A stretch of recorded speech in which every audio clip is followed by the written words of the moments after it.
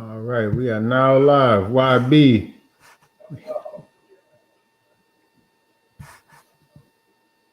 That's funny. I can see Coach behind you. that audio situation, I don't know how that's gonna work. I have my joint on mute. What up? Oh, you good? You clear? Yes, sir. Let me just start sharing this. Oh yeah. So what's gonna happen is that's funny. My phone popped up because I wanted to watch it as well. So whoever's not talking is gonna have to mute on your end because you're gonna create an echo. But we live. Mom Dukes. You gotta go up in that street. No, I don't want to be up here. All right, I'll remove you. But we can't hear you if you're not on there. We got Mom Dukes. I can't. I'm gonna have to listen. Hold on, just so you can. All right. I'll just stop my camera. Can you still hear me? Yes, ma'am. Okay.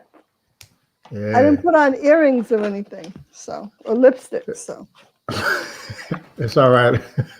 I feel you. I know you all have your lipstick and your earrings on, so you're straight. These are kind of like Ian. What up, my dude?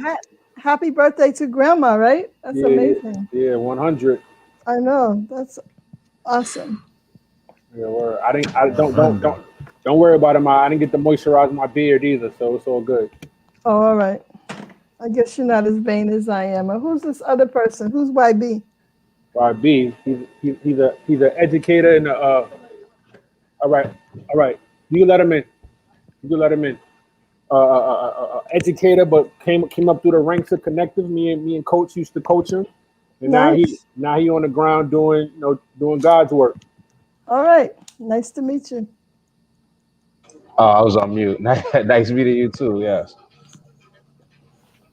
I'm surprised you haven't met on the vineyard. We might have. I think we did. Yeah, I think so. He looks familiar. Yeah. I don't have a good memory, so. No worries. Mom Dukes, I was getting before we went live, Coach E was telling me about Father Frontline was telling me about his day. Mm-hmm. And I don't know. I didn't get the scoop yet. I was trying to get a quick scoop, so I don't know. All right, I'm listening. No, we were just talking about this. Today just felt, usually I'm in good spirits, but today was just one of those days, just being consumed by everything that's going on, and the lack of empathy, and then schools are now going to be opened up back in the city on the 25th. Yeah. There's a lot of different conversations about why they're opening back up. Is it for the kids? Is it for the parents? Is it, depending on what community you're in, like what's it really for? Who's it for? And it's just one of those days. I woke up missing Mom. And so it just, like, I guess from there it just when you're doing the work, sometimes like it becomes exhausting. Particularly when you don't do it for notoriety, you don't do it for a pat in the back.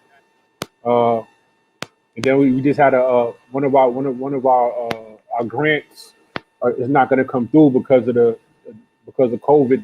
The money slowed up, and the person who was funding that grant, backed out because I'm pretty sure their pockets is tapped. But looking at all of these social justice reforms and these initiatives. I was watching the Super Bowl yesterday, and they Super Bowl's pledging $250 million to social justice reform, but like, what does that mean? Where's that money? Me and YB was saying, like, where's that money actually going? It sounds good, $250 million, social justice reform, but this is the same entity 2 years ago who kicked Cap out for taking a knee. So it's like, right. And they didn't let him back.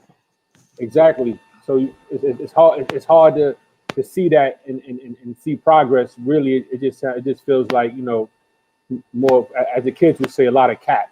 There's a lot of capping going on. Yeah. Well, it's not really new though, right? Yeah, it's Not not. at all. It's not. No, and I guess that's what's Yeah. the most draining part about it. It's like dag like hey, we've been in this cycle forever. Yeah. I remember when they first started with the No Child Left Behind Act. I know y'all mentioned it last week. And Mhm. I was in the public school at the time. Yeah, I was finishing up my time in public school. And, you know, they presented it like this will be a way for low performing schools to be measured and to get what they need. It's a way to make sure everybody's getting the same access. And it really wasn't, because it really just messed education up.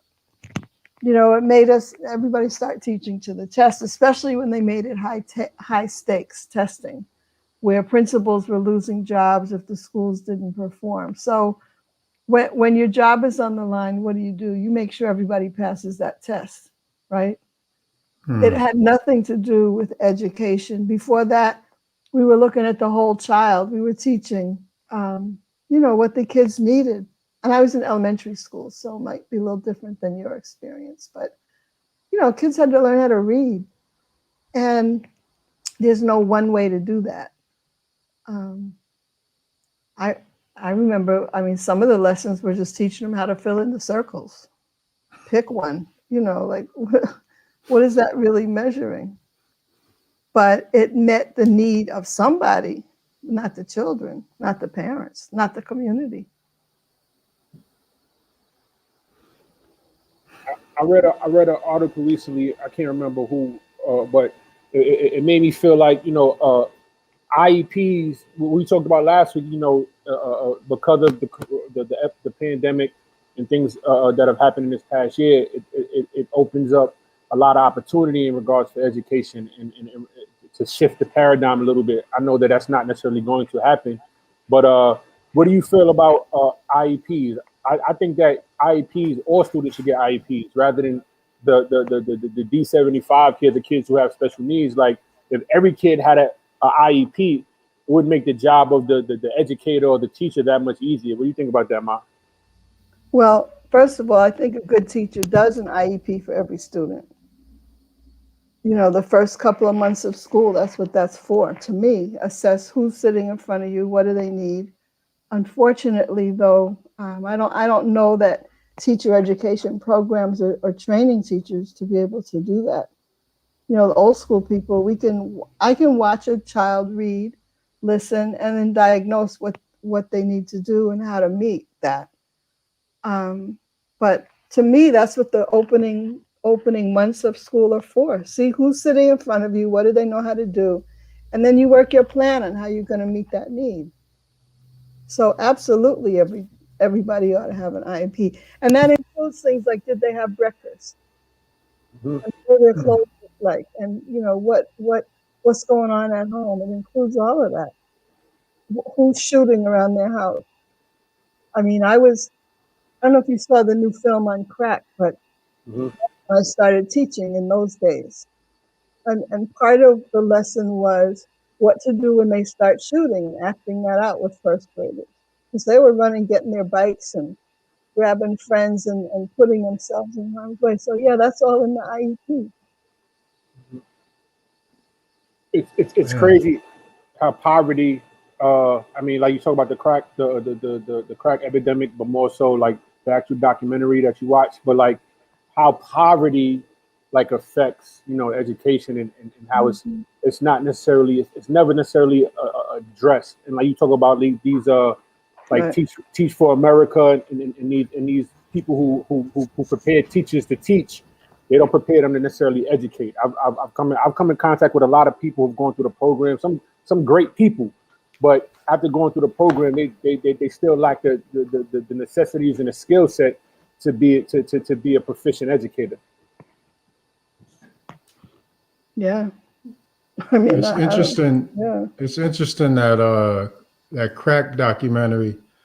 That guy, I think he finished it up here actually. It was in the paper or something. But Mm. I think about the crack era so much because when I talk about it, it's like I'm I'm talking about a magical time that didn't exist. And I don't remember a lot from, I don't have the best memory per se, but I remember the 80s like it was yesterday, just because I remember the transformations that happened to people. And it was so vivid and so clear to me. But now, the 2 million plus that are in prison, and that systemic issue, I think poverty is a large part of it, but there's also like a poverty of spirit that's even, it's more, it's like an exponential killer. So, we have a lot of people in jail and a lot of people on drugs, or the resonance of that, but it's like what happened to our spirit from that point until now. That toll is heavy. Yeah. And I don't know. Crack is such a, and I look at now, we're dealing with the opioid epidemic, but it's not Yeah. It's more of a white community problem. Put that out there. It's a health issue. It's not a Yeah, criminal. now it's a health issue. Yeah. But you got to remember that it was all out war on Black men and Black women, just separate.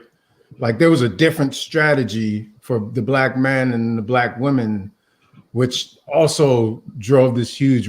It was just monstrous. Yeah. My God. And so you have a whole generation. My whole generation is just like, what do you mean, Dad? What does that mean? Yeah. I was about to get to that. Like right now, like, so my mother, she had a problem with that growing up, and so the issues that I'm dealing with now is getting to know my mother, which is like the weirdest thing. You know what I'm saying? It's the weirdest and hardest thing, and like it's tough. And like I'll go back to what James was saying, like the spirit. Like I'm trying to get into that spirit of getting to know my mother, and like it's like so much has happened because of the crack epidemic, and it's like, what I mean, now I gotta relearn what it means to be like a family, and I can only imagine. And like it's easy for me because my mother's kind of made it easy. You know what I mean? She got clean, she got her life together, and she's actively trying to be in my life. There's there's points where I'm like, oh, I don't want to talk to her right now, but I respect it because she's actively trying, and I could only imagine what that has done to other people in other communities that wasn't as lucky as me or as fortunate as me to have people like their mother work actively to try to get better. So that, what I mean, that I think about. Then like school is nearly impossible. I couldn't concentrate on school. Like I was like, where's my mom's at? You know what I'm saying? So it's like I wasn't worried about like getting good grades. I'm like, yo, I'm trying to see my mom's again. What's going on? And like that was I remember being in elementary school, and that was the main thing that was on my mind. It's like, yo, I just want to be with my family again, So yeah, and so you can think of it this way. So I was your teacher then. That's when I was in the classroom.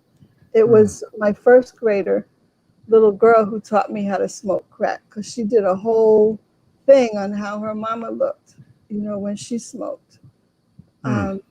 And so for me, part of that IEP that we're talking about was being the mom for the people in my classroom. I couldn't really be their mother, but I could be somebody who could communicate to them that they were cared for anyway and loved anyway, in the middle of their wacky behavior, because mom wasn't there.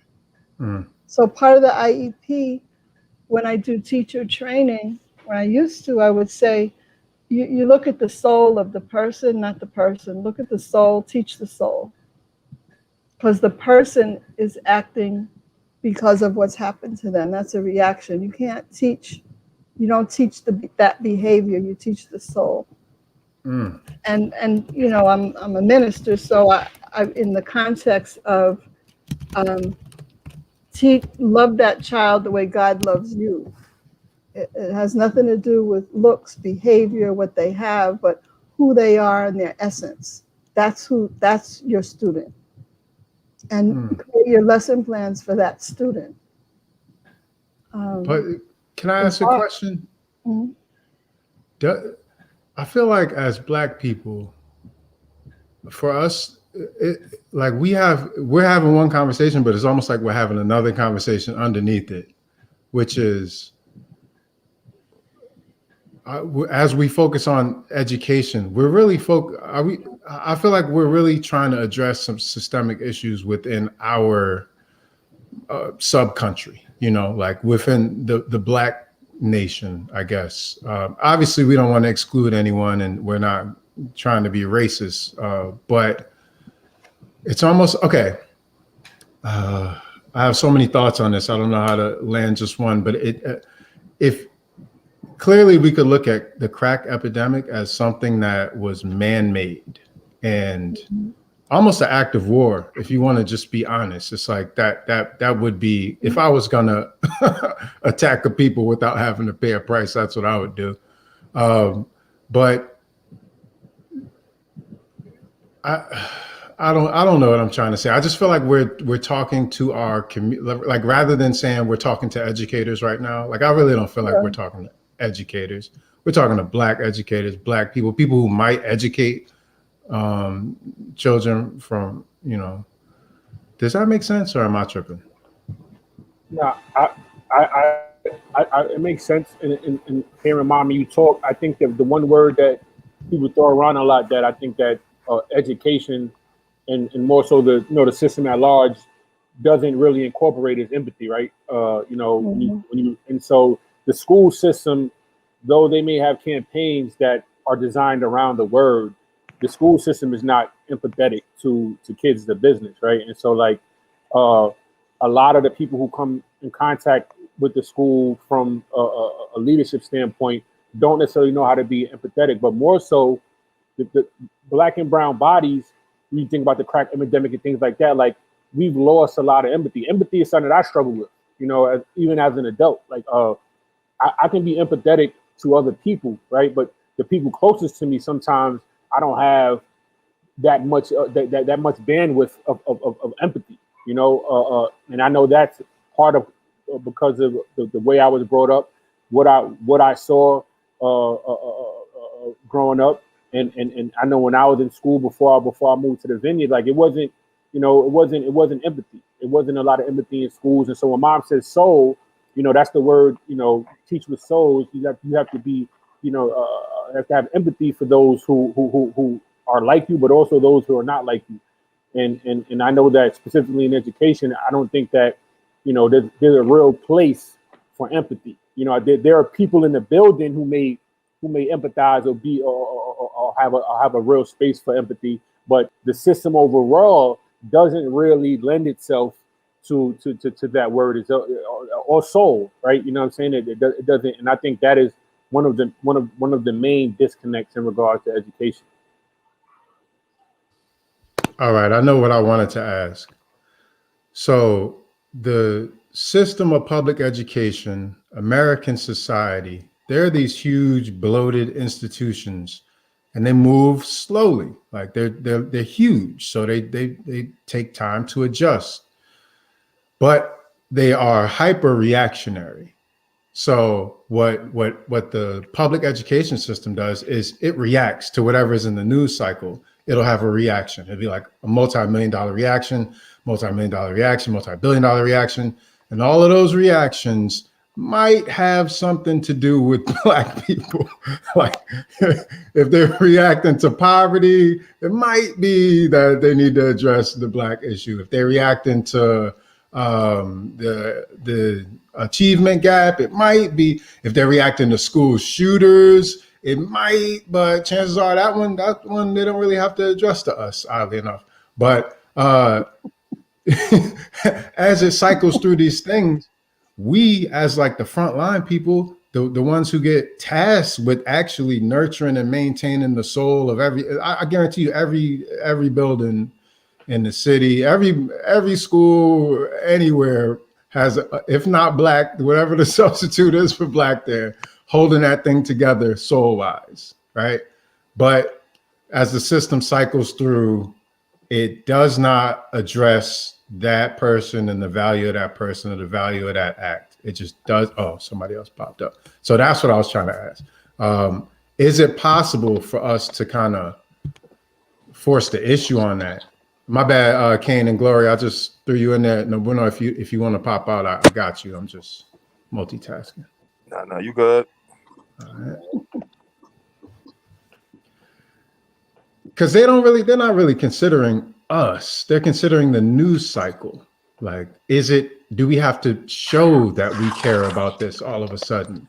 You know, just like the old LGBT, like I'm pretty sure the majority of the people who are pushing those agendas, they don't actually care. They just have to show, like, people list their pronouns on their emails now. Why do I need to know your pronoun on your email? That's, you know what I'm saying? Like, Yeah. all right, I'm gonna shut up. Nah, I completely agree, yo. I'm just over here getting set up. I'm gonna jump in the conversation, but what's the overall topic of discussion? Well, we was feeling kind of down. It was a rough day. So we was just we haven't even jumped into anything yet, but we were just talking. And Mom Dukes, she brought us over to crack. So we started. That's a weird way to say that, but yeah, I guess I did. I guess I'm remembering, remembering those days when I would go home so tired, like you, Ian, just like, man, this was a rough day. I think I'm bad. I didn't mean to cut you off. Go ahead. I think it's not as serious as crack. That I was talking to Coach Ian about this earlier. It's not as serious as crack, but what is like the new crack is it's not even a drug. It's the gang stuff, and like what I've been noticing, especially like new rappers, every single new rapper that's out now is either part of some type of gang, and that's like the new like wave. I mean, it's been bad, but now I'm starting to see like it's like getting really out of hand as far as like social media and then like being part of a gang, and then you got a lot of people that's not even gang members that's just now want to be a part of it because that's what's the cool thing to do. That's what's like the trend, and that's what's they're almost pushing it to like be like, this is what it takes to be black. Like if you're not black and you're not cool, if you're not part of this gang and you're not repping your neighborhood or whatever the case may be. And I'm looking at it now, and I'm seeing a lot of kids just it's just getting ugly now. Like even like little girls is part of gangs and stuff now, which is like kind of new for me. Yeah. Wow. I know down here, I'm in the Virgin Islands. Down here, gangs are a big issue. They say that the per capita murder rate in the Virgin Islands is like third in the world or something. It's high, and it's these kids. I didn't know it was like that on the mainland too. I can't stay on too much longer because I have to do something else. But I would just like to say that when the work that you're doing is never going to be easy, it's never going to be gratifying, it's never going to be, I mean, you'll have moments. It's going to be hard. It's always going to be hard. And so I would encourage all of you who are still out there to take it, look moment by moment. I got to win this moment. I'm good. Because you can't give up. And if you give into if you give into this system that you're talking about, and it is a separate system. There's the big system, and then there's what we got to do. And what we got to do is keep going. And just like you have a student sitting here with you now talking like you, man, that's wonderful. That's amazing. That is miracle. That's miraculous work. Trust me, I wasn't even thinking about any of this. Yeah, but I know, but that's the thing. The more you pour into them, and you won't see it right away. Sometimes you do, sometimes you don't. I mean, I think of all those, the work I did in the little private school. I mean, the kids have grown up, they still have it. So just do that. Just keep pouring in. Take your time to, lick your wounds, but get back in there, and you can't give up. So count every little thing as a win. because we need this to continue. And I don't look at any approach to our lifting our people as the right approach, but all of them are good. So if educators continue and preachers and mothers and fathers and bus drivers and engineers, if all of us who have a mind to do it can do it, that's going to be what saves us. So, but I'm loving these talks. Ma, before you leave, I want Yeah. to ask you another question. As being a seasoned educator and a terrific mother, which is the first job as an educator. What you mean by season, bro? I mean, she's more seasoned than us. That's all I'm saying. He means that's okay. I don't mean. I was about to say, Mom Dukes, you gonna let that? I'm accepting it now. Ma, I don't mean. Go ahead, Ian. Go ahead. I don't mean old. Like I mean seasoned. But as you know, the conversations about reform, the police reform.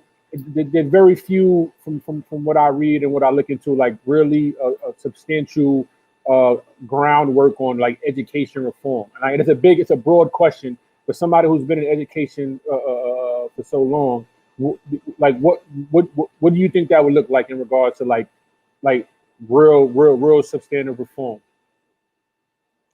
Well, my approach has always been that people need to know who they are.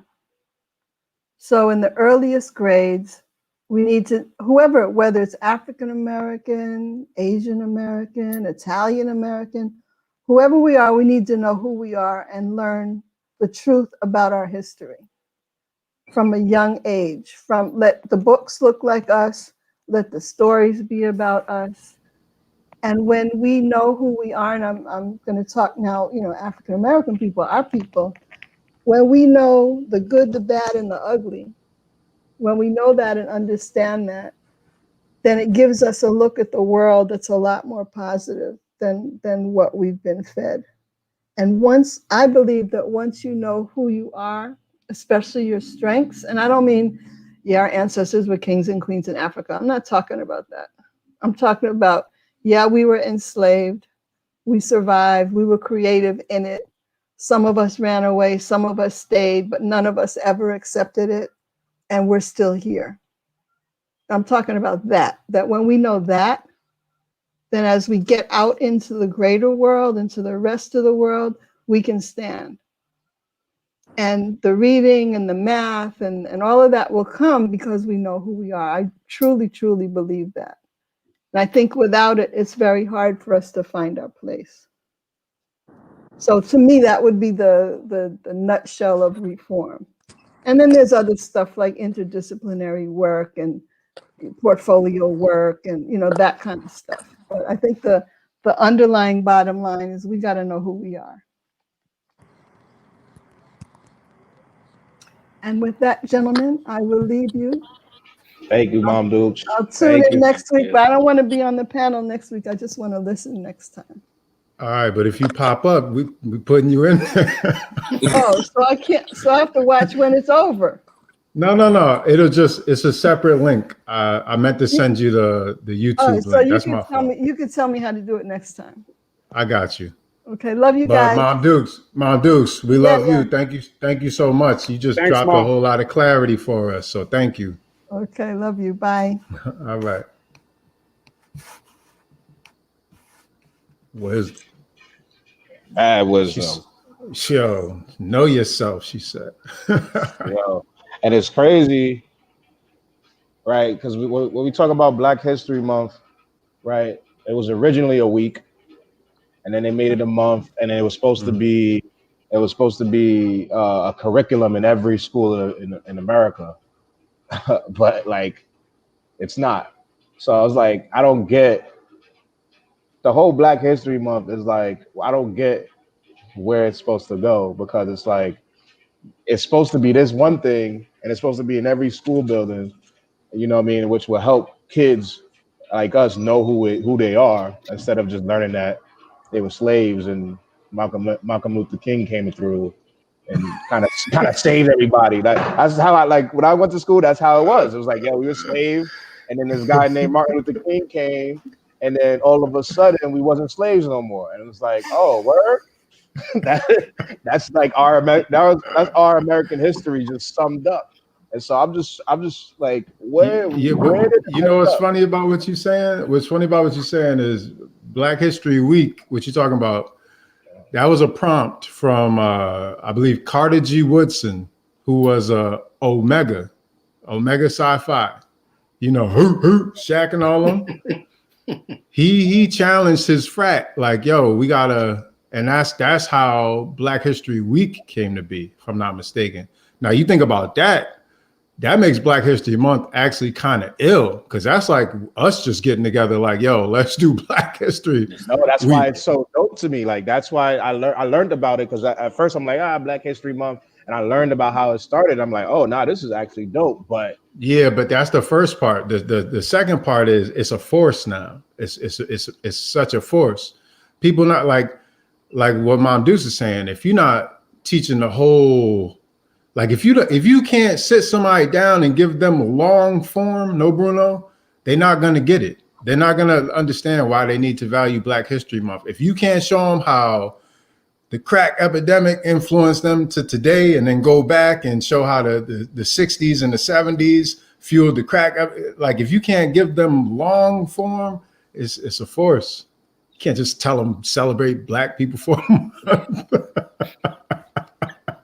No, it is bad for us.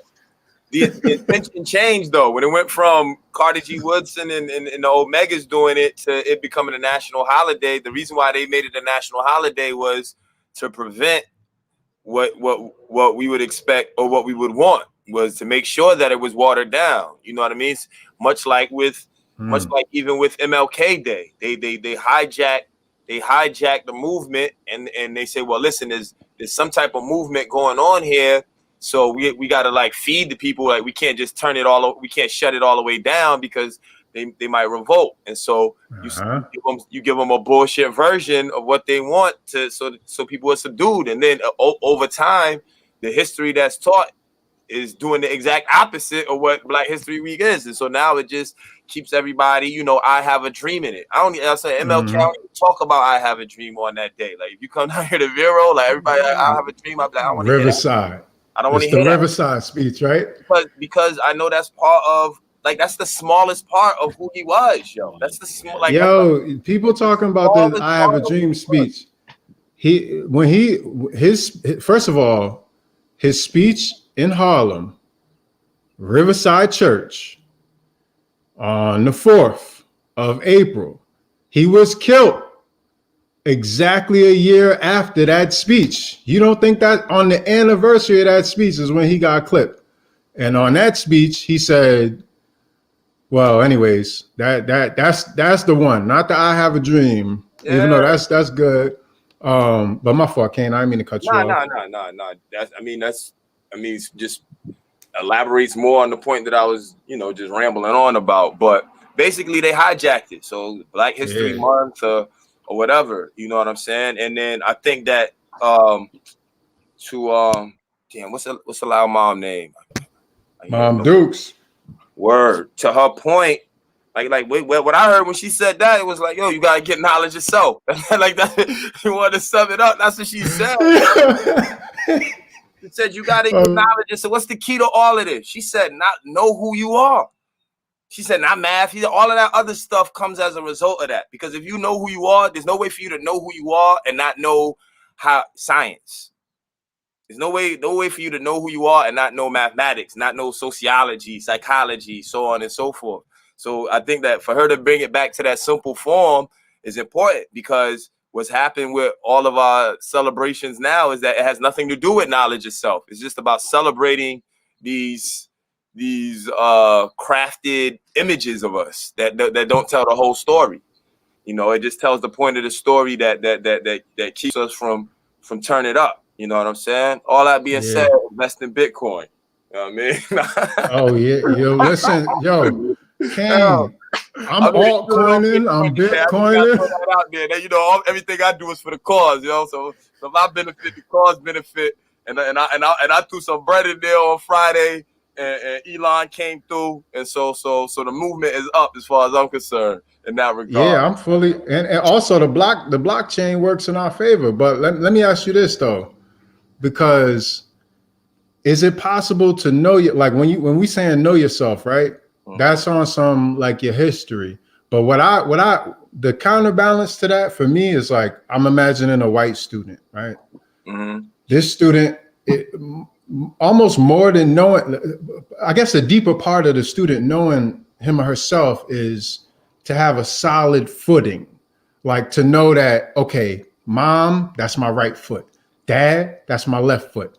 If something go wrong and it's about me being a sucker or a coward, I can go to mom because she's gonna take care of that. If something go wrong and it's about me being sneaky or over aggressive, I can go to dad because he's gonna understand that. So you get to actually live life as a human being. Now, just imagine you don't got one of them foundations. You don't got the left foot or the right foot.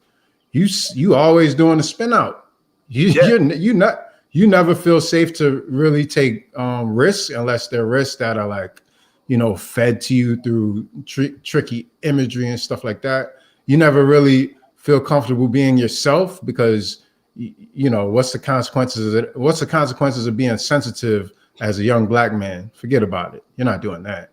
So you really, that knowledge of self, it almost seems like at a more holistic level, it's about having a solid foundation. And that's kind of where we come in as well. Like she was saying, she had to be the moms for that student. Like we kind of come in as, and I don't want to make it cheesy on some education shit, because it's about people. It's about relationships. Like there's plenty of times all of y'all have been my mother or my father to some degree, because like, there's been mad Saturdays, mad Sundays, mad moments where it was just like, we could pretend it was something else, but really all we had was us. Yeah. Like real shit. So that's a whole. I think that like you said, I think it is holistic, but I don't think that it's the two points are counter. Like I think that foundation, like for your mother to be there and have a foundation, that means that somebody provided some sense of that for her as well, in all likelihood. Because if she's missing her right foot or left foot, that means there's a part of her that she doesn't quite understand because her father wasn't there, her mother wasn't there. And so then, we get, like, as we all know, the trickle down effect as a result of that. But still, it becomes like, how do you reestablish that foundation? Is still, you have to acknowledge that history of you. It's like, my father isn't there, but it may be like, why is my father not here? You know what I'm saying? And having a better understanding of I would say probably for all of us, Kenny, I don't know your pop situation, but I know with everybody else to a certain degree, we probably at some point was like, yo, Pops, where the fuck is you at? You know what I'm saying? Like, oh, forgot we live. But you probably was like, yo, Pops, where you at? You know what I mean? But I'm sure that now in our adulthood and with the two, well, at least one of us being a father, you probably have a better sense of, like, it wasn't just because your dad didn't want to be there. You know what I'm saying? Like there were other things that as a child you didn't quite understand, that it wasn't about him being a grimy dude, or it wasn't that your mom just didn't care. Like a lot of times it might be, like we say, it might be the cliche thing. They might have had a mental health issue that you just did, that's how it was born out. And now we'll give everybody a pass for that, but will you give your father that same pass if he wasn't there because he was dealing with some mental health things that had nothing to do with his love for you and his desire to provide? But as we grow older, we, through our experience and speaking to other fathers, you know what I'm saying, we're able to learn and replace that block. And now I can go back and I can think about things, arguments I used to have with my dad, you know what I mean? And I'm like, damn, I got an understanding of what he says now. And so even though the block didn't come directly from him, you know what I mean, that it's established, I learned from somebody else, I'm able to build that foundation. But that still takes my willingness to go back and learn about my father, which is still learning about me. And then also, why is he there? Well, I got to learn about my grandfather and understand that my grandfather was in the military and running, you know what I mean, World War II and Korea. So was he there because he was just a bad dad, or was he just in the military? You know what I mean? And so now my dad misses that, and now that trickles down to me. And not to excuse anybody's responsibility, it provides an understanding of where I've come from, why I'm in this situation. I'm able to fill that space in with that knowledge, and then, like you said, now I got that foundation. That I'm able to move forward, and rather than my son or somebody else's son have to struggle and wait for that block, because I've gone through and learned knowledge of myself, I'm able to encourage them. Hey, listen, there's some things about your dad that you just don't understand. Look at it this way. And now he learns it at 12 versus learning it at 32.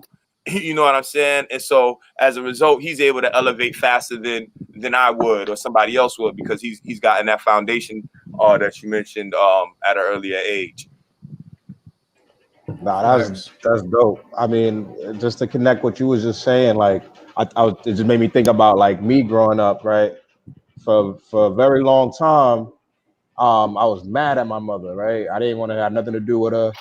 And earlier I was speaking about how my mother had a addiction, and so which caused me to be in foster care, and then I was adopted by my grandmother and her husband, and you know that dynamic and everything. I was trying to figure out who I was, right? Because I didn't have my mother there as that example. I didn't have my pops there as that example. So I literally was trying to figure out who I was, and that goes any other way. Like you could just go any direction because you just don't know. You're trying to figure it out. Oh, maybe I am what they say I am. Maybe, you know what I mean? I see this on the TV. Oh, maybe I'm like this guy.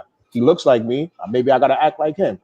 And so what ended up happening over time is I had to holler at my moms. Like I had to go and do that. It was mad uncomfortable, but I had to go do that because one, she was trying to connect with me, and I was just like, I mean, at a certain point, I was like a grown man, and it was like, I don't really need a mother right now, you know what I'm saying? But little did I know I did, you know what I'm saying? Because that made me understand a lot about myself. I'm looking at my mom, and I'm looking at her life. I'm having these conversations. Now I'm understanding a lot of things. Now I'm understanding a lot. Now I'm understanding how crack affected not only my family, a bunch of other families. And I understand that she's an immigrant from Haiti, you know what I'm saying, that had to go through X, Y, and Z. And she's a woman.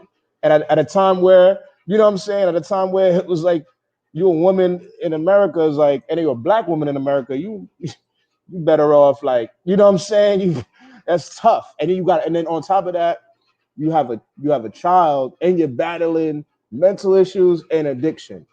And so I had to sit there, and I'm growing up, and I'm living by myself now. I got an apartment, and I'm making a ton of mistakes. You know what I'm saying? I'm like, wow, what if I had a kid right now? That kid would be going through hell right now. I was like, damn, what if I had a kid right now? I'll be going through some things that my mother was going through, then some. You know what I mean? I don't even know. Like, you know what I'm saying? Like, and I was like, made me realize that, oh, this is the time to be able to connect with my mom and understand me and understand my family history and understanding who I am. For a long time, I ignored that, and I was like, me, you know what I mean? And then just walking around life thinking I know everything. But that moment of speaking to my mother and connecting with my father, changed me. So Yeah, that's dope. Basically, you talking about empathy, like understanding somebody else's story. Oh, y'all getting kicked out? Oh, this is great. Live action, School of the Future, BS. No, I don't know what he said. You gotta ask E. Are we good? Oh, that's George. He on George Party. Oh no, that ain't George. That'd be too funny, yo. But to piggyback off your point, Kenny, I remember I was with your mom. Like I remember mom, like this is maybe in my 20s. My mom used to always be like, yo, she was proud of me. And it would make me feel uncomfortable because I'd be like, yo, I ain't doing nothing. I'm Always. struggling. I never understood that. She would be like, yo, I'm so proud of you. And I'm like, yo, mom, like, what you proud of, right? And it just goes back to like you said, like knowledge of self and understanding what's going on. But now I understand, like, though, she knew the grind. And so, like, you know, as educators, you know, I try to find space to tell kids that I'm proud of them all the time, even when they submerge in failure, right? Because like we talk about connective, like at some point they're being resilient, right? If they failing but they get into school, right? You know you failing, but you still pulling up to school, you getting up, getting here, whether it be on time or a little bit late, that shows a level of resiliency. And my mama used to tell me, yo, a good person is humble and honorable, right? But if what I thought was honorable 10 years ago is not what's honorable right now, right? I mean, 10 years ago, I would have honorably held somebody down to the umpteenth power and lost my freedom because, you know what I'm saying? Like, that's what I thought honor was, you know what I'm saying? Like, and so I think as educators and specifically adults, like, you know, to be humble and honorable, I think that changes as you go on, or as you get a chance to evolve. But I know that, you know, that's part of why I felt a certain way today, because I was just like, you know, we've been humble for a long time, right? And I'm more honorable than most, and I fucked up a lot, right? But even in my fuck ups, I was honorable, right? And so it's just like some days it's like, yo, damn, like how long you could be honorable and humble and not get your just dues or whatever those, and I don't even necessarily know what that even really means. I know that but today I was feeling it a little bit more than I usually do, because it was just one of those days, bro. Well, I think you actually do know what that's about. You know what I'm saying? It's like as we approach a certain age, we're starting to realize, like, hold on, are we really what we said we was? Or because that's what's happening. It's like after a while, listen, we've been humble. We did that. You know what I'm saying? We did humble. We did honorable. You know what I'm saying? We did that. But now we're at the point where we're like, but why are we still like, why is another man still cutting my check? That's what's happening. That's what's happening. It's like, because you're going to have to come to terms with that at some point. And we're at that age where it's like, wait a minute, I can't make my own job description. Like, I can't cut my own check. Like, I haven't done enough to be the crafter of my own. Because here's what I'm saying. We didn't go the route of, you know, I had the En-ROADS opportunity and the you know, to become a banker, or you know, some of us had the opportunity to be doctors and lawyers, and, you know, I was a paralegal. We all chose not to go that route for a very specific reason, and that reason is freedom. Like, we chose to go our route so that we could still craft ourselves in our own light of ourselves as we know ourselves to be. Let me remind you, me and Kane went to the Day of Atonement in 96. We was doing the math since 96. We know who we are. But now we at that age where it's like, okay, I know who I am, but do I really? Because I haven't, you know, like, okay, I generated a few thousand here, a few thousand there. It's like, I know I'm a millionaire, so why isn't it in my bank account? So that's kind of we're in between space. But I say all that to say, we're there because once we do pop, which is inevitable and soon, trust me, but once we do pop, we'll have these moments to actually remember the feeling, so that the next generation, when they at that point, I'm gonna tell you something ill. When the next generation, when they're at that point, we can guide them through it with not just like words, but with actions. We're gonna know how to say, like, yeah, I know what you're feeling. Like, I know what you're feeling. Because put it like this: 5 years ago, 10 years ago, if a student was like, yo, I don't know, and you could tell they had everything lined up and it just wasn't working for them, all we could do is give them lip service. Like, well, I don't know, it's not your time, or whatever, the universe, whatever. But right now, if you have clear vision, if you could just have like a bird's eye view, you'll see exactly what's happening. There's a whole regime change. Like Kane is talking about Bitcoin and altcoins and the whole blockchain system. we could all be millionaires if we invested when I was suggesting we invest in Bitcoin. If we invested $10,000, remember all them people we had on the goddamn Zoom calls? If we invested $10,000 at that point, I think Bitcoin was at like 7. It was at 7. So now it's at 44. Not to mention the altcoins, which are, you know, it's even better. I mean, I think, but for me, what I realize is,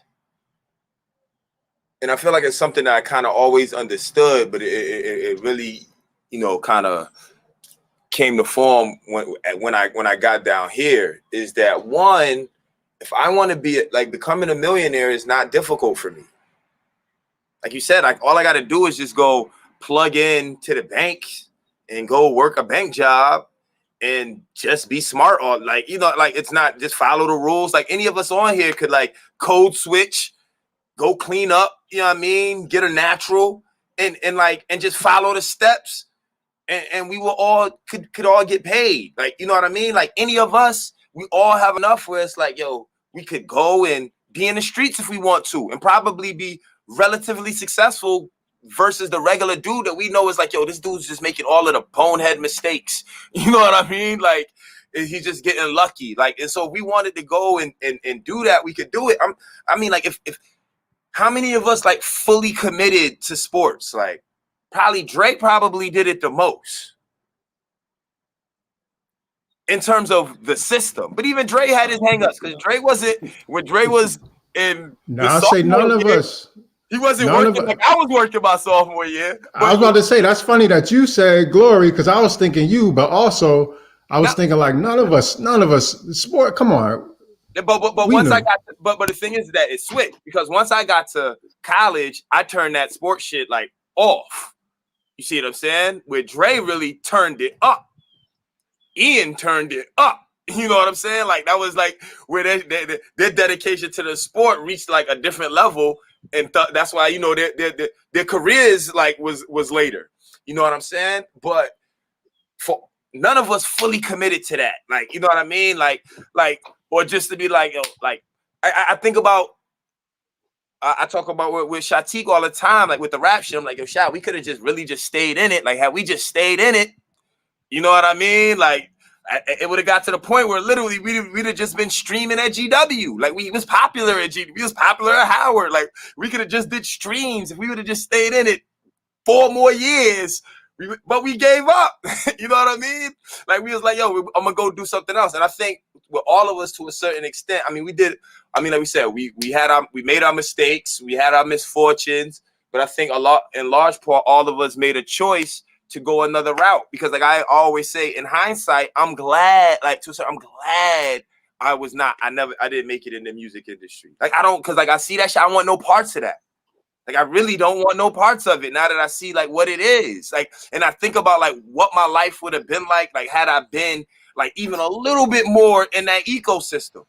You know what I'm saying?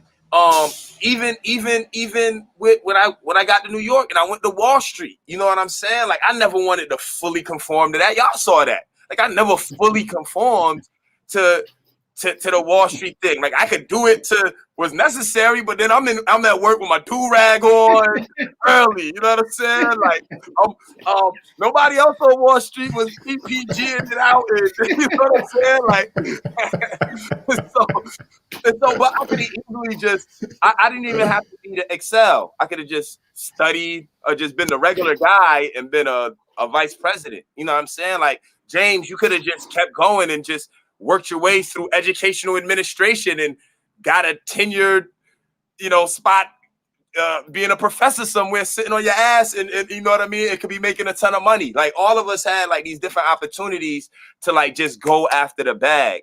And I think that right now, at least for me, what I realize is that one, going after the bag doesn't mean as much to me. Because even to a certain degree, I realized that we are capitalists. We were raised as capitalists as well. And so we have the negative aspects of that in our thought process and in our desires. You know what I'm saying? And it's just about it's like it's about the stunt. You know what I mean? And the less and less the stunt matters to you, the less and less the need to necessarily be a millionaire matters. Now, the only reason why you want to be a millionaire is because you want to get something done.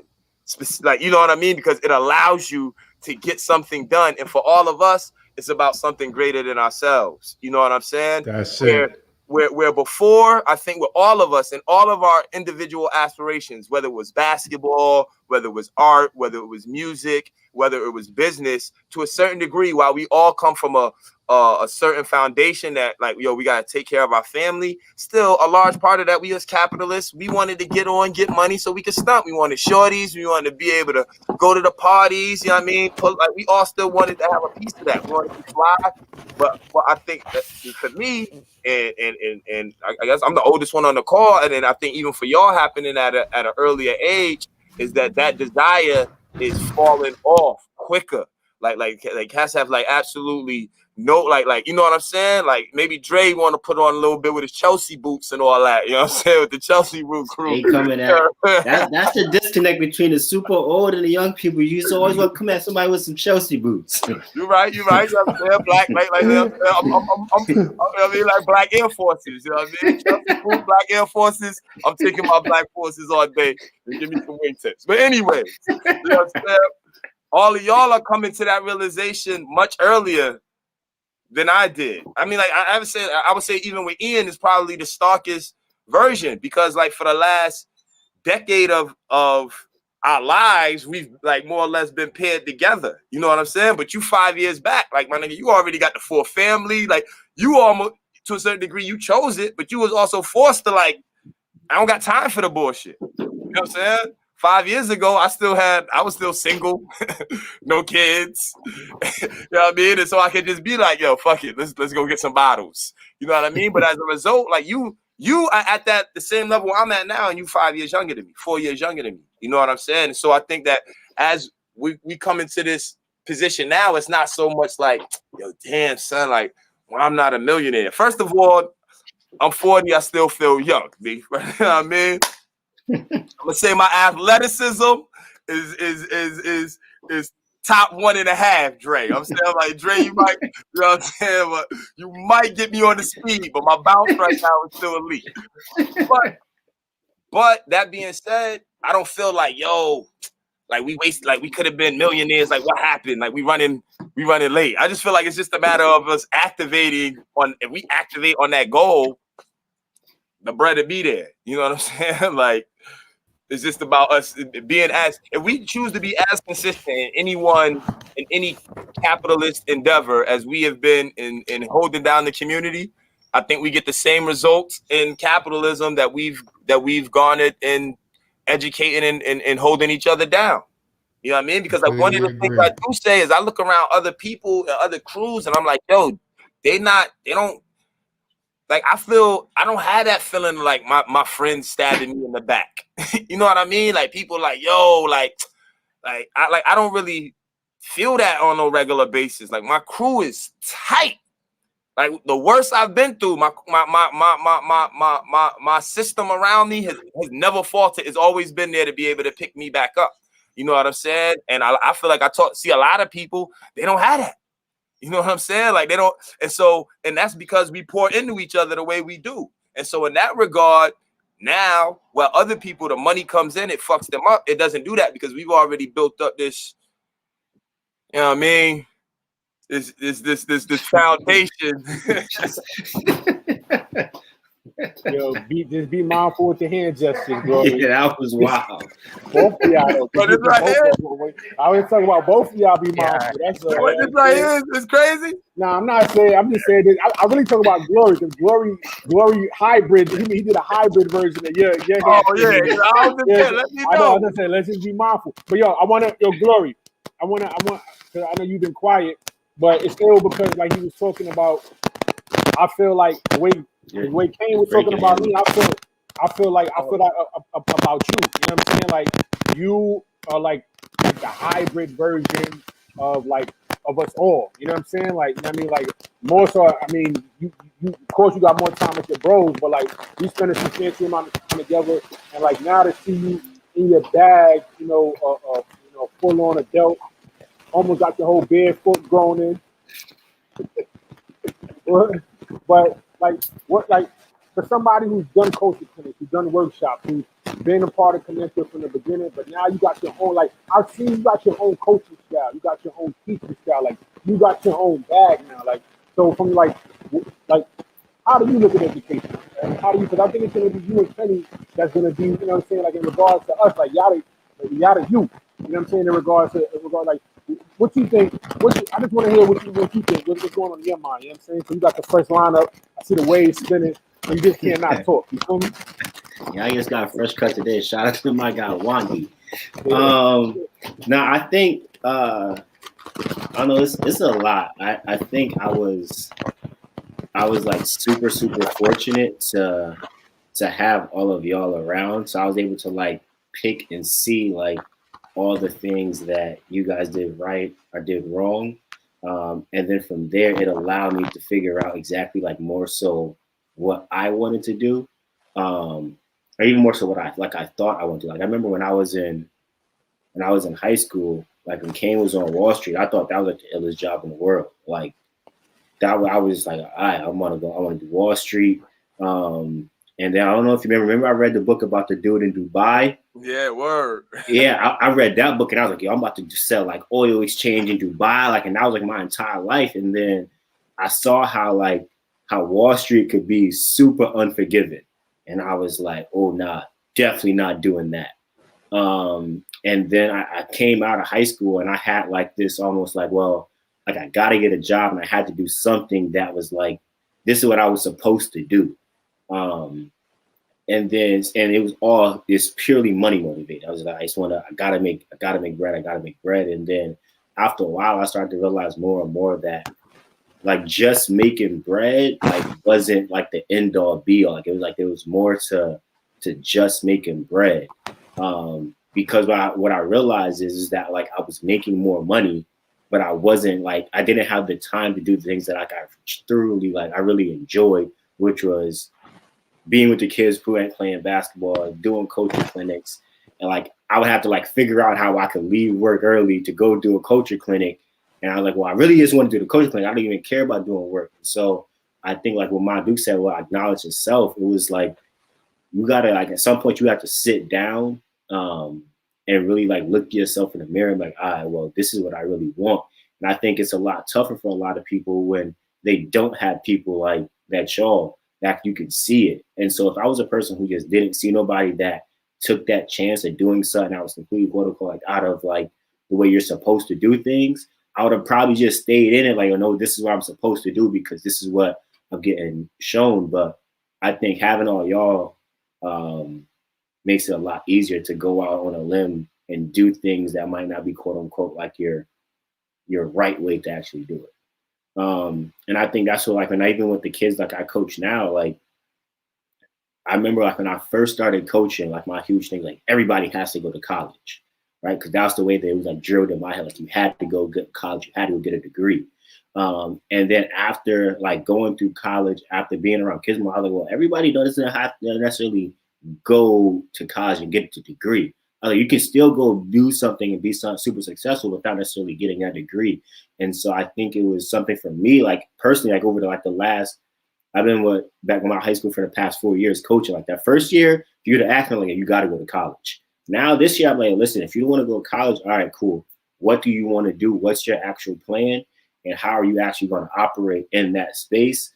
Because you're not going to go to college. Because like I said, I'm give you all these steps and what you're going to have more options opposed to it was like you just got to do one thing.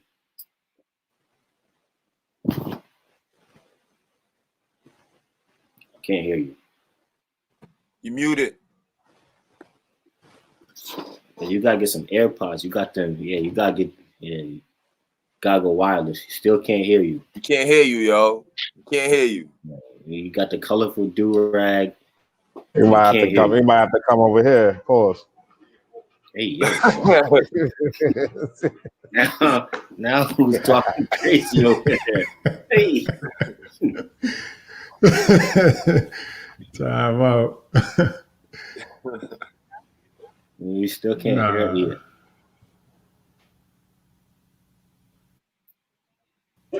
You got some new What did you take away as an educator? That's what he's asking from your Detroit trip.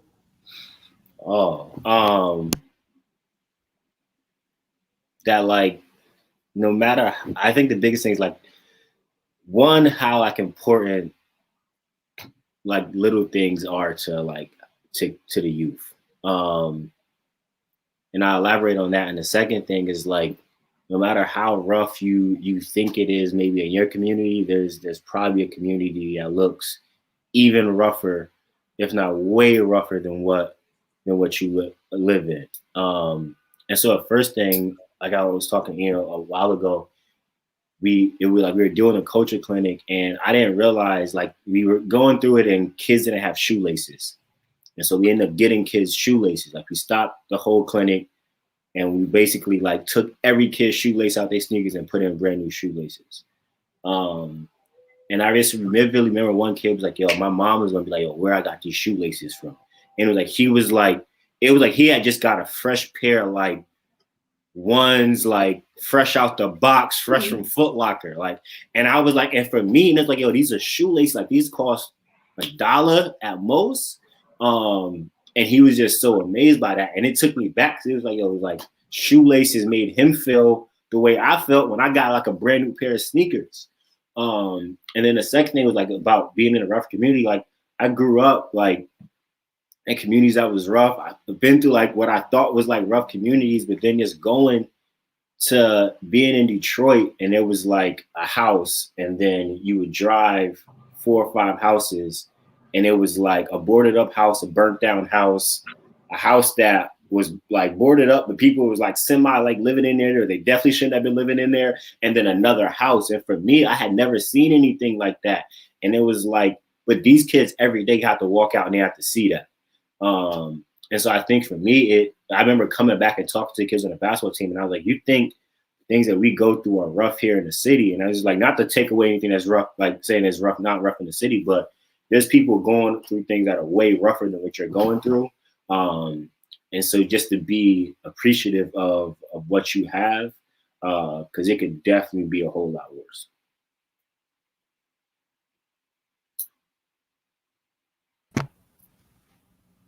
That's real. Right, more. That's one of the main that was like things I do. That was different. It was, especially, I'm not gonna lie, when he with the shoelaces, I'm saying it was probably what, I'm gonna say 20, 30 kids. We sat there, we did 20 kids sneakers, like unlacing and lacing sneakers. And it was just like to see how like grateful they were, how excited they were. It was just like, no, this isn't what, like nobody should have to go through this. Like this isn't like this, like you shouldn't be this grateful about a pair of sneakers, but it's just reality, because like I said, some people just don't have anything. And so some simple things like that could change for them. And I think after that, we went back again. And so after like that third time we went there, like they were like completely brought into everything that we were doing. It was like, we were like their best friends. Like I said, we had only spent 3 trips. I think at most each trip was spending 4 hours with them. But like when they came back, they was just like, yo, like, where was y'all? Like, why y'all took so long to come back? One kid was like, yo, when we get to come to New York and chill with y'all in New York. And it was just like, yo, you barely know me. But like in this short period of time, like clearly we made like enough of an impact that y'all want us here legit all the time. Y'all can hear me now? You can hear me? Yeah. I think to your point, what it taught me that I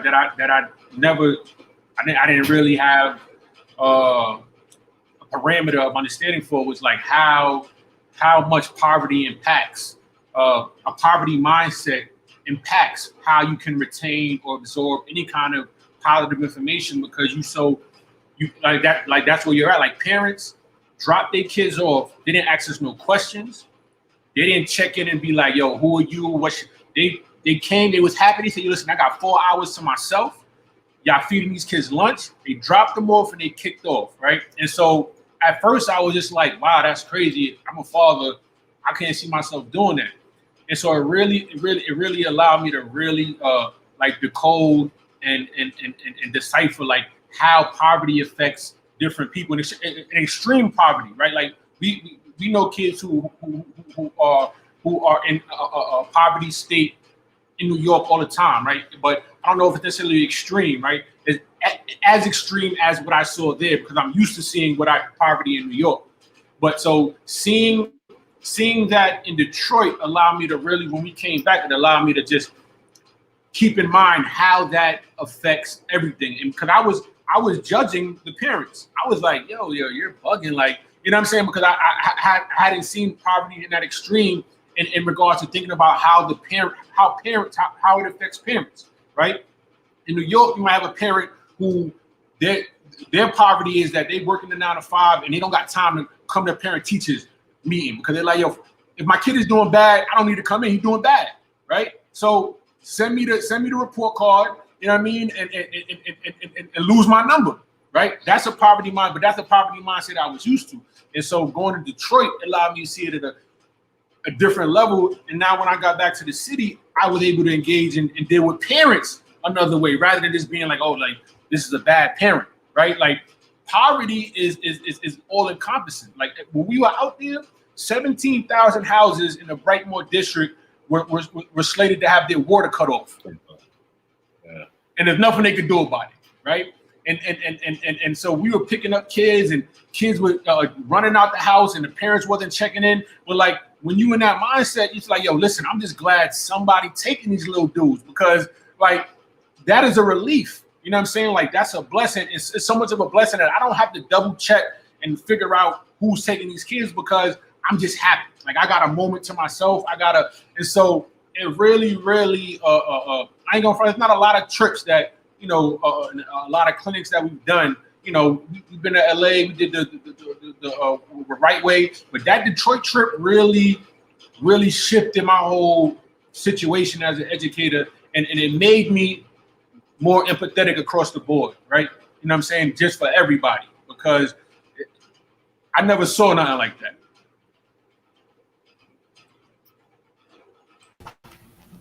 You've been to Hartford though, right? No, I'm not gonna lie, this was different than Hartford. It's different. Hartford is, listen, I remember that day we went to, no. Okay. No. You're not capping. You're not capping, because Hartford is crazy. You understand? It is crazy. I'm not going front. But I also been I was also a little bit familiar with Hartford. So I've never been to Detroit. So like I was just like in awe, like, yo, this is really crazy. No, that Brightmoor shit is different. That Brightmoor shit is different. You know? And honestly, like now back, like looking back at it, like I'm not really sure what I was really like expecting going into Detroit. Like I didn't like. I kind of was expecting Detroit to be run. I mean, I think like when I thought of Detroit, around Detroit, I had been to Detroit before, but like that was my first time like being there and not being in hotels or some shit the whole time. But like you said, I was expecting it to be raggedy and run down, just because I know the real estate of Detroit or whatever. But I think, like you said, the way the kids were, like in terms of the way that, I mean, me first of all, I didn't see any parents. You know what I mean? When I went there was no parents there. That's not funny. I mean, like this is what it was. He's like, yo, where's the parents? The program manager and Shorty, who was basically my Uber. That was basically, and the Domino's man. That's all I saw. You muted, Ian. Yo, but you know what's funny, right? In Detroit, Detroit also has the largest amount of black millionaires, young black millionaires. I wouldn't doubt it. There's so many of them. I would say either there or Maryland. I think that's that was the most impressive part about Detroit to me, is the amount of black people, just the sheer number of black people in Detroit. I was like, what? Like, because I've never been, except for, a few years ago. Yeah, no, that shit is black. Like, that's what I'm saying though. They got us spread. It's 48, 49 million of us, bro. Like, it's a lot of us. They just got us spread. It's so effective. Yo, No, Bruno. Sidebar, fellas. FYI, I'm going to Cameroon in March. I'm looking at dates now. If y'all interested, you know. Yeah. Like next month. Yeah, like next month. Nigga, basketball season is about to be over. Yeah. I want to go. Huh? That's Yeah. aggressive. Yeah. Tell me prices, Kane. I mean, right now it's looking like out of New York City, it's like $750 round trip. I'm going for a week. No way. Yeah. Oh, I'm with it. I'm with it. I'm with you. Out of New York, it's $750 round trip. Going there. My man Tita got the 4 houses. Oh no, we live. Just Yeah, I'll let you know. Like I was just pulling dates just to send to him, just so he can make sure that he was gonna be there because he's been traveling to Qatar and to France. But I just sent him the dates just to make sure. As soon as he hits me back, I'll hit you up. I'll let everybody know. please. What you doing out there, Kane? His mom gave me 5 acres of land out there, bro. This is where I was supposed to go last year before COVID. You know what I'm saying? She had bought my ticket and all of that, but then COVID hit. I was supposed to go to Philly. I was supposed to go to Houston, and then the following week I was going to Yaoundé. But so he owns like 70 hectares of land, bro. He like basically owns a Brightmoor. What's a hectare of land? A hectare is, I can't remember how many. International acre. Yeah, it's a lot of acres. It's an international acre. You know what talk. I mean? But I mean, when this is way back, like back when I was still living in DC, I remember he had brought the plans. Like his father was like kind of handing that all of that stuff over to him to do like to basically develop the land. You know what I mean? There's not much there. And so, but then they went through their whole political thing. At one point, they had threw his dad in jail. Like the government had threw his dad in jail. His father ended up passing. And mind you, during this whole time, this motherfucker want to turn this car on. This whole time, my boy Tita, his father is in jail. Like the government has his father in jail, but he still has to he works in the government. You know what I mean? Like Tita's a government official. So he was like kind of walking this fine line where he couldn't really do anything with it. But eventually things kind of eased up. He's like kind of moved up in the rankings now. He brought like one of the largest. He bought basically like the French Walmart to Cameroon, and that was their first actual store on the continent of Africa, at least sub-Saharan Africa. And so he brought them there. So now he got his feet underneath him. You know what I'm saying? So he wants to develop it. And but in particular, like his mom at one point, she had cancer. You know what I mean? And went into remission. And so his mom is basically just like, I gotta, she got getting all of her affairs in order. And lo and behold, I was a part of that. You know what I'm saying? From that time I was in DC, I lived with them for a year. And so for him and his siblings, they was used to all of that. You know what I mean? Like they didn't want to deal with all of that. But when his mom was like, yo, I want to teach you about red wine, I was with all that. That was new to me. You know what I mean? Yeah. Like, you know what I mean? Like, y'all denying this luxury. And so for their parents loved it because I was excited about the stuff that their kids weren't excited about just because they grew up with it. You know what I'm saying? And so, we just became really close. And then both his little brothers, his little brother and his little sister are still here in the States. And I always stay in contact with them. You know what I'm saying? They was in college, all of that. And so, yeah, man, I'm going out there to like put my eyes on it, see what's going down. And then he wants Kane, what you don't give away the sauce, whatever. Seem like you about to say something too valuable. Build the gym out there, yo. I mean, like that's his thing. It's crazy because his reach out is specifically like, yo, I need connected. He's like, what we're missing out here. He's like, with Africa, the 50% of the population is under the age of 18. Yes. I think it's more than that. I think that's an old stat. Yeah. And so, under 18, you're right. Under the age of 18. Mm-hmm. And so, I was thinking 21. What's starting to happen now is that they're starting to have the same issues that we have, like gangs are starting to develop, and because there's no social institutions that he saw when he came here. So he's like, man, we need a boys club. Like, we need a YMCA. He's like, there's none of that.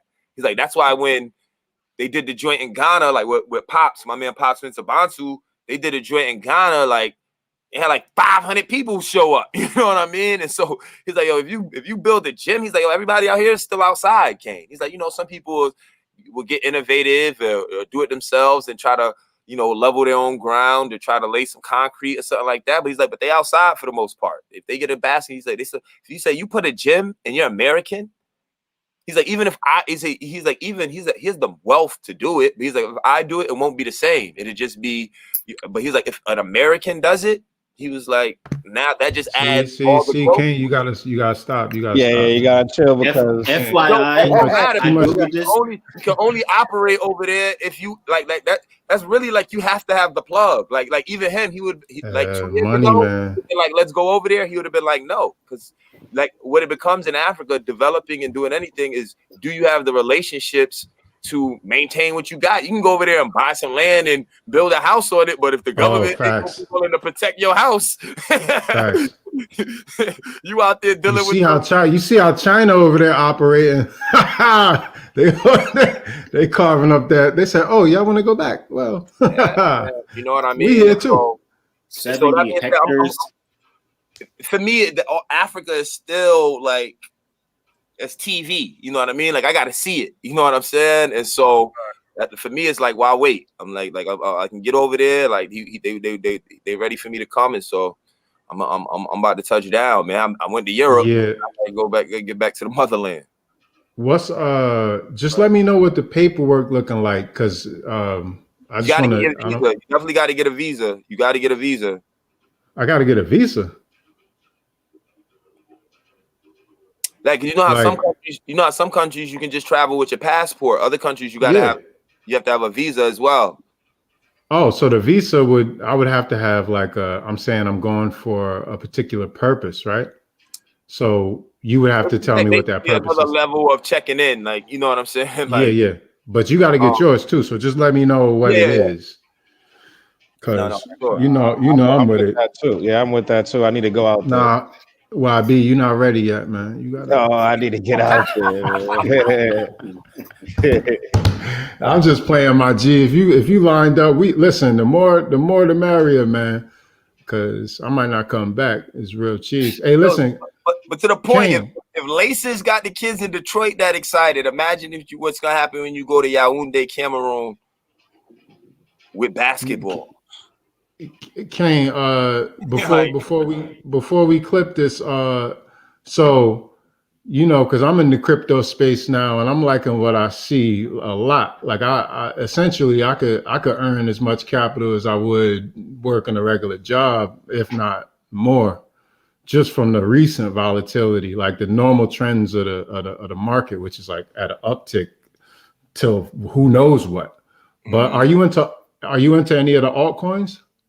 No, right now, like I'm just basically researching Ethereum, and then there's this other coin. I can't remember what the name of it is, but it's only in South Korea. It's actually only it only operates at this point. I believe he said it was South Korea. This guy I was listening to last night. Okay. But for me, I'm when it comes to all of the different coins, I'm looking at them as basically like companies, and it's like I can't invest in the whole S&P 500. You know what I mean? And so I've made money in the last year I invested in these two random commercial airlines. I just focused on them, and I bought a dollar cost Apple, and that's it. And so with cryptocurrency, I'm doing the same thing. Like with Bitcoin, I'm at $10 a day, no matter what. I buy $10 a day, regardless of the price.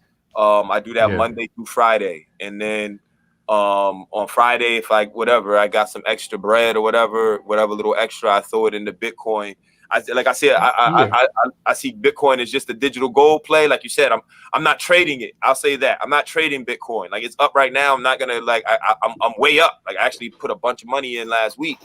Relative to what I have been putting in there, and so I'm up. But I expect a pullback at some point this week. But I'm just going to keep. Yeah, there'll be a correction. But no, I was just asking because there's a few that I've been researching, and I like a couple of CEOs and their white papers, and so I was just gonna see if my cousin Tyler, him. He an AOF kid too. He graduated. He went to AOF as a PG. He at Hamilton right now. But I've been building with him. He's going heavy with the altcoins. You know what I'm saying? Like in terms of researching all of them, just kind of. You know, he just and he's like trying to be more active trading. You know what I'm saying? Yeah. Like me, I'm more focused on the system aspect and a broader aspect. And then as far as my money right now, I'm just doing Bitcoin with my money. I'm like I said, I'm just pretty much the dollar cost average. I'm with you. I think the opportunity. Yeah, that's right. That's the whole point is the whole point that I'm trying to present with. Anytime I get to talk about blockchain, if you remember the first workshops we had, I was like, yo, when we get the refund checks, let's invest it. Bitcoin was under 10, I'm sure, at that point.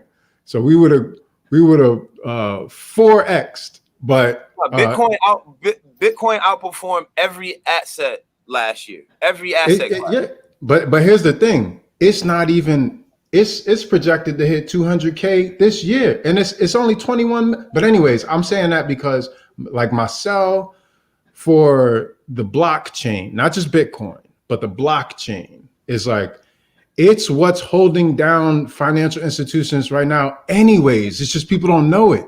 It's like you use Cash App, and the only reason you think it's secure is because of a blockchain technology.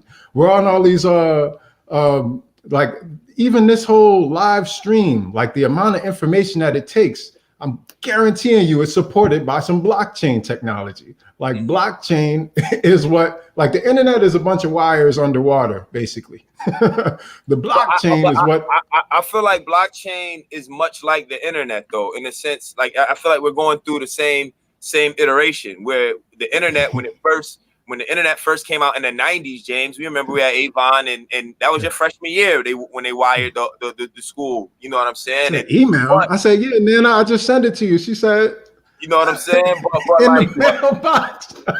And remember that was the internet. But then you had like 2000, when you had all those pet.com and leaf.com and you know what I mean? Like blue.com, like it was whatever. Yeah. You had like a lot of bullshit, but obviously it'll shake out. Thing, the internet changed the world. It just took time for adoption and for to work out the kinks. And I think it's the same thing with blockchain. Like you're gonna have a bunch of people who are gonna come. They're gonna have great ideas. You're gonna have a lot of shitty ideas. But so that's my sell. It gets stronger. It gets stronger. Look at that. If you look at that through the various channels that you just laid out, you understand that it has a natural trajectory. It clearly has a natural trajectory, even if it's up and down, right? Mm-hmm. But all those different channels, that's like so many different ways you could play it. It's like you don't have to trade. You don't have to. You can just do some research, come up with a good ass story, figure out how it plays into it. You know what I'm saying? So, yeah, but that's what you're starting to see now with the big companies like Tesla. Tesla did 1.5. He did, and he's not the first one to do it. Michael Saylor did that with MicroStrategy. Yeah, you know what I'm MicroStrategy saying? Stock just went up 20% yesterday. Yeah.